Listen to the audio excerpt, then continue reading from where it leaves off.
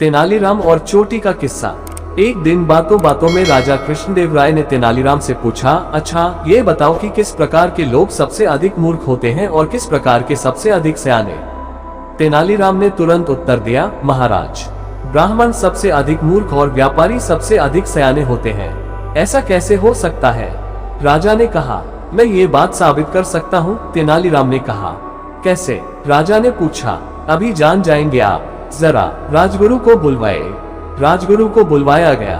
तेनालीराम ने कहा, महाराज, अब मैं अपनी बात साबित करूंगा, लेकिन इस काम में आप दखल नहीं देंगे।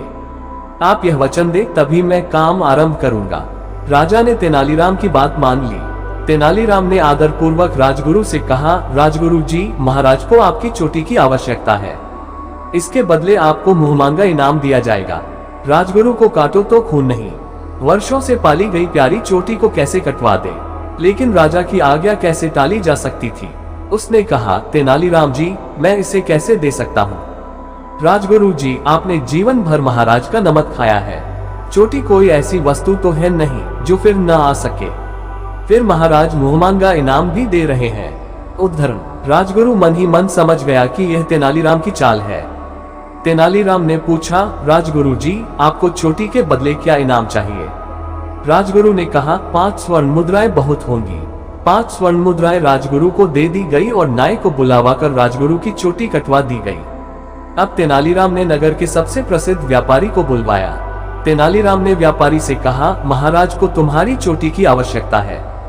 सब कुछ महाराज का ही तो है, जब चाहे ले ले, लेकिन बस इतना ध्यान रखे कि मैं एक गरीब आदमी हूँ। व्यापारी ने कहा, तुम्हें तुम्हारी चोटी का मुहमांगा दाम दिया जाएगा। तेनालीराम ने कहा, सब आपकी कृपा है, लेकिन। व्यापारी ने कहा, क्या कहना चाहते हो तुम? तेनालीराम ने पूछा। जी, बात यह है कि जब मैंने अपनी बेटी का विवाह किया था तो अपनी चोटी की लाज रखने के लिए मैंने पूरी 5000 स्वर्ण मुद्राएं खर्च की थी। पिछले साल मेरे पिता की मौत हुई, तब भी इसी कारण 5000 स्वर्ण मुद्राओं का खर्च हुआ और अपनी इसी प्यारी दुलारी चोटी के कारण बाजार से कम 5000 स्वर्ण मुद्राओं का उधार मिल जाता है। अपनी चोटी पर हाथ फेरते हुए व्यापारी ने कहा, इस तरह तुम्हारी चोटी का मूल्य 15000 स्वर्ण मुद्राएं हुआ। ठीक है, यह मूल्य तुम्हें दे दिया जाएगा। 15000 स्वर्ण मुद्राएं व्यापारी को दे दी गई। व्यापारी चोटी मुनरवाने बैठा। जैसे ही नाई ने चोटी पर उस्तरा रखा, व्यापारी कड़क कर बोला, संभल कर नाई के बच्चे, जानता नहीं यह महाराज कृष्णदेव राय की चोटी है। राजा ने सुना तो आग बबूला हो गया। इस व्यापारी की यह मजाल कि हमारा अपमान करे। उन्होंने कहा, धक्के मारकर निकाल दो इस सिरफिरे को। व्यापारी 15000 स्वर्ण मुद्राओं की थैली को लेकर वहां से भाग निकला।